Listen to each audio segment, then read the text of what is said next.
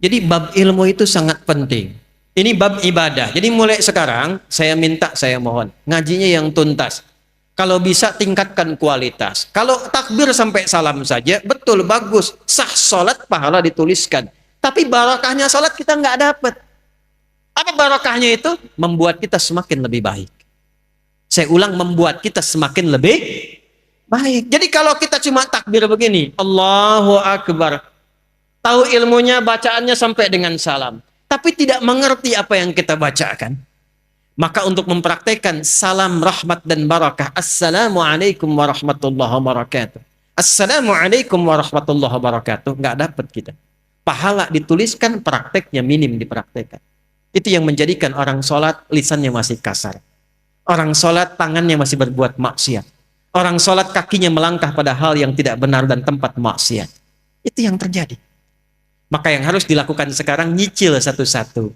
Kalau besok-besok saya sholat, contoh nih, maaf ya, maaf. Angkat tangan begini apa maksudnya? Kenapa mengucapkan Allahu Akbar? Kenal Abu Bakar enggak? Oh, bagus. Abu Bakar itu satu-satunya sahabat Nabi yang kalau takbir baru takbir itu langsung nangis. Makanya waktu Rasul tunjuk jadi imam, beliau katakan, ya Rasulullah jangan saya. Saya ini orangnya perasa, takutnya malah nggak khusyuk. Makmumnya nanti sulit ngikutin saya. Kata Nabi, udah kamu ini banyak protes imam. Kenapa? Karena beliau berusaha memahami bacaan yang dibacakan. Lihat baik-baik. Allahu Akbar. Angkat tangan ke belakang, buang urusan dunia ke belakang. Jangan bawa-bawa dalam sholat. Ini yang menyebabkan seseorang sering tidak khusyuk dalam sholat karena dunia dibawa dalam sholat. Lisannya Allahu Akbar, tapi maaf dalam sholatnya handphone Hu Akbar. Allahu Akbar, tang ting tung ting tang ting tung tang ting tung, batalin sholatnya, angkat, halo, bentar lagi sholat. Jauhkan, buang dunia, pasrahkan. Tapi yang penting apa? Anda, saya, kita berikrar dalam sholat, ya Allah, hanya Engkau yang paling agung, yang aku agungkan. Tapi dalam kehidupan bahkan sebelum sholat, kadang aku merasa agung dibanding yang lain. Sombong dibanding orang lain. Merasa paling berilmu. Merasa paling punya uang. Merasa paling punya kedudukan. Padahal dalam sholat pun bisa Engkau wafatkan saat ini, ya Allah, aku taubat, ya Allah, aku taubat. Makanya setelah takbir langsung dia mengatakan, Allahumma ba'id baini wa baina khatayaya kama ba'adta bainal masyriqi wal. Nah, ya kecil di ujung khataya, ya kecilnya itu ngaku salah. Kalau dalam bahasa kitanya gini, ya Allah, aku ini mengagungkan Engkau, mengatakan Engkau yang paling tinggi, tapi aku ngaku salah, ya Allah, aku banyak salahnya. Ngaku tinggi pada orang, sombong pada orang, angkuh dengan tetangga, yang merasa hebat dibanding pasangan. Aku taubat, ya Allah. Jauhkan antara aku dan kesalahan yang aku bawa dalam sholat jauh timur dan barat. Aku takut kalau dalam sholat diwafatkan masih membawa kesalahan. Lalu kita pasrah. Wajjahtu wajhiya lilladzi fataras samawati wal hanifan muslima wa ma ana minal inna salati wa nusuki wa mahyaya wa mamati lillahi rabbil. Itu paham nggak tuh saat dibaca? Itu kan bahasa bebasnya begini, ya Allah, kalaupun Engkau wafatkan aku sekarang dalam sholatku ini, aku pasrah, ya Allah, sepanjang Engkau ampuni dosaku, dan aku berjanji kalau selesai sholat masih hidup, aku akan berjanji dia orang yang lebih baik dari sebelum aku sholat. Itu sholat. Terakhir sekarang, sholat selesai, sesama muslim sudah baik, belajar ilmunya. Apakah yang tinggal di Pekanbaru ini orang Islam saja? Ada non-muslimnya tidak? Ada non-muslimnya tidak? Perhatikan tuntunan Nabi. Kalaupun dalam kehidupan kita beribadah, jangan pernah memaksa. La ikraha lakum dinukum, ibadah masing-masing. Tapi ketika diatur hubungan muamalah, interaksi sosial dalam kehidupan, di pekerjaan, bertetangga, berkebun, Anda menemukan di dalamnya bukan hanya orang Islam tapi non-muslim, maka hukumnya berlaku universal bersama-sama. Diatur dari yang paling kecil sampai yang paling besar. Yang paling kecil, Anda tinggal di komplek, ada orang Islam, tetangganya non-muslim, Nabi samakan semua hukumnya. Hukum makanan, hukum senyuman. Senyum kepada yang muslim, senyum pada non-muslim. Anda ketemu tetangga yang muslim senyum, yang non-muslim nggak senyum. Kok nggak senyum, Pak? Maaf ya, ibu kafir sih. Oh, Masya Allah. itu dicatat oleh malaikat dosa tuh. Senyum Anda pada orang Islam harus sama dengan senyum Anda pada non-muslim. Jika ke orang Islam senyumnya 100%, pada non-muslim senyumnya 100%. Izin komandan. Hati-hati nih. Di TNI, di Polri, Jati, di pengadilan, mohon izin, di kantor-kantor, nggak semuanya orang Islam. Mesti adil. Kalau memang yang layak promosi jabatan non-muslim, promosikan. Kalau yang layak yang muslim, promosikan. Tapi tanamkan nilai-nilai kebaikan, nilai-nilai keadilan, sehingga ketika ditanya, dan terima kasih, bukan terima kasih. Islam yang mengajarkan saya untuk bersikap adil dalam tugas saya. Ketika itu dilakukan, maka dia kenal Islam. Kalau kemudian kenal dan memahami lantas mengucapkan asyhadu an la ilaha illallah wa asyhadu anna muhammadar rasulullah, itulah pahala yang melekat pada amanah kedudukan. Pada Anda yang tidak punya kedudukan tapi bertetangga, Allahu Akbar. Ingat hadis ini? Siapa yang masak makanan, baunya sampai ke tetangga, maka bagilah tetangga itu walaupun hanya, hafal yang ini nih kuahnya. Jadi ini biasa masak sop ayam, ayamnya dia makan, kuahnya dikasih tetangga. Tetangganya tanya, kenapa kami dikasih kuah? Hadis Nabi, Pak. Ini korban terjemahan nih. Maksud Nabi, nanti besok-besok itu orang banyak kreatif bikin bumbu-bumbu.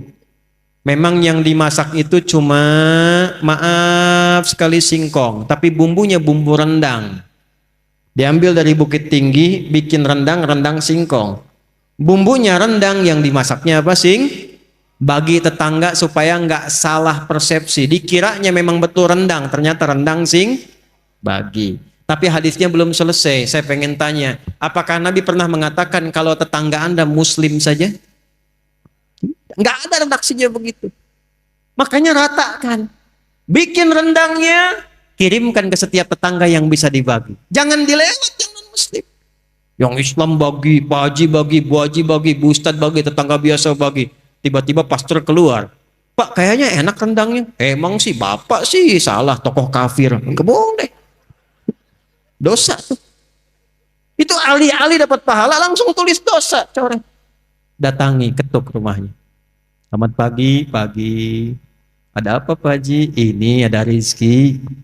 Nih, ada satu panci rendang. Oh, Pak Haji baik sekali. Bukan baik, Nabi Muhammad yang mengajarkan saya untuk berbagi. Kenalkan nama Nabi Muhammad.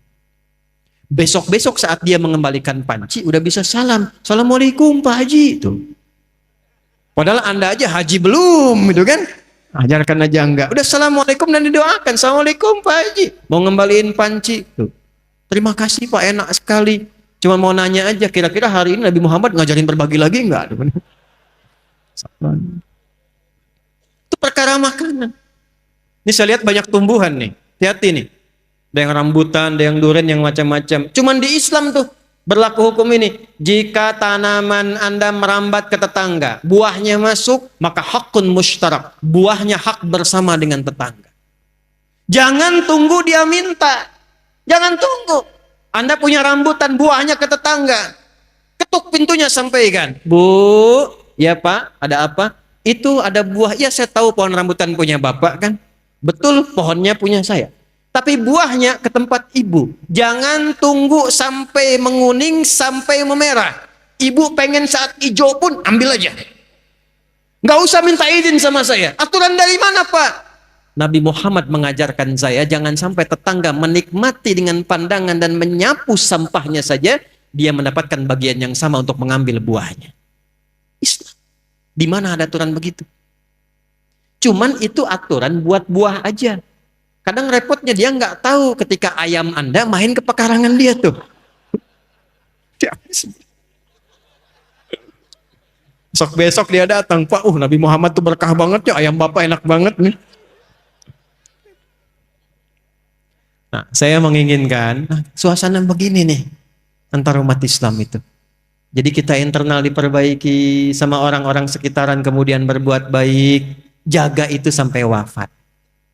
Jaga itu sampai wafat. Karena kita nggak tahu kapan kita pulang. Mungkin pulang malam ini.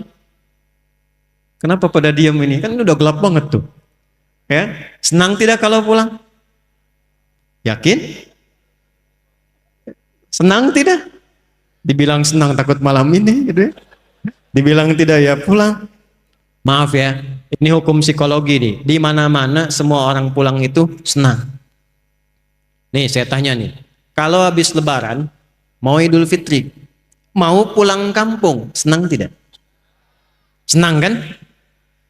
Besok Lebaran kita mau pulang, saking senangnya kita cari bekal kan?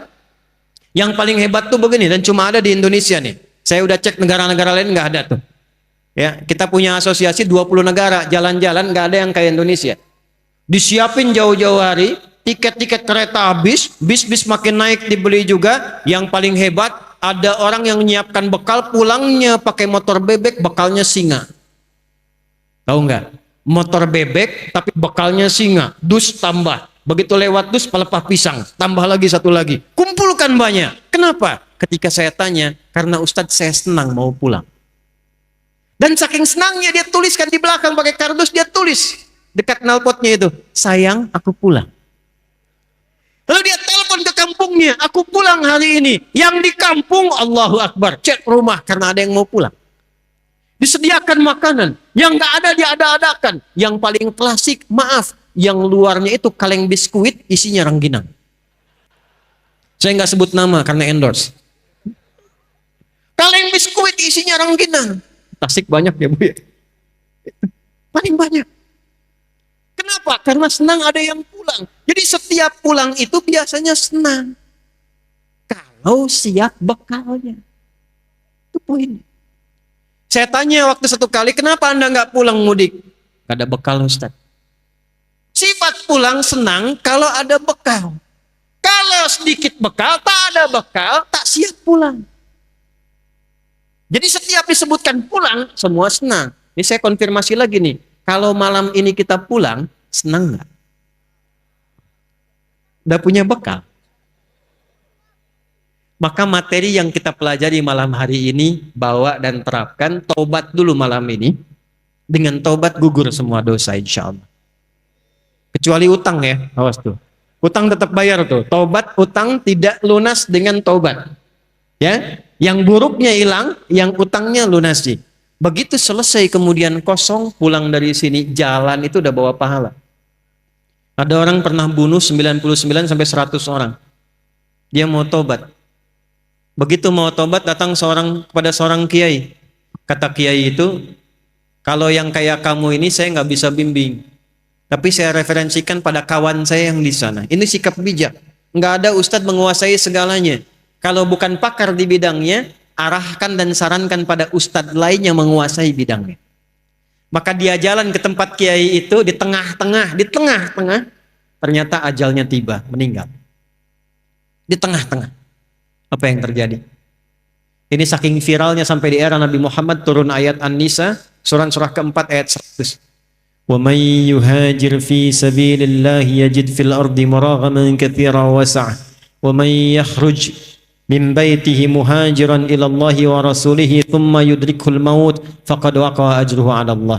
Siapa yang bertekad merubah dirinya lebih baik, kalau dia masih ada ajal hidupnya, maka oleh Allah akan dilimpahkan ketenangan. Jadi kalau mau berubah jadi baik, bukan dunia dulu yang dikasih. Bukan materi, bukan pangkat dulu. Diberikan ketenangan di hatinya oleh Allah supaya menerima kebaikan. Setelah itu baru dilimpahkan. Kedudukan tambahkan, harta tambahkan, ilmu tambahkan. Tapi kalau dia ingin berubah tiba-tiba wafat di pertengahan, maka jalan kakinya itu menggugurkan dosa-dosanya. Tobatnya diterima, tapak kakinya dihitung sebagai amalan baru. Maka orang tadi yang pernah membunuh 100 orang, maaf, dia meninggal di pertengahan jalan ke majlis ilmu untuk mengaji, di tengah-tengah belum sampai belajar, meninggal di tengah. Allah perintahkan, catat amalannya untuk menggugurkan dosanya. Dan catat tapak pertama kakinya untuk mengantarkan dia ke surga.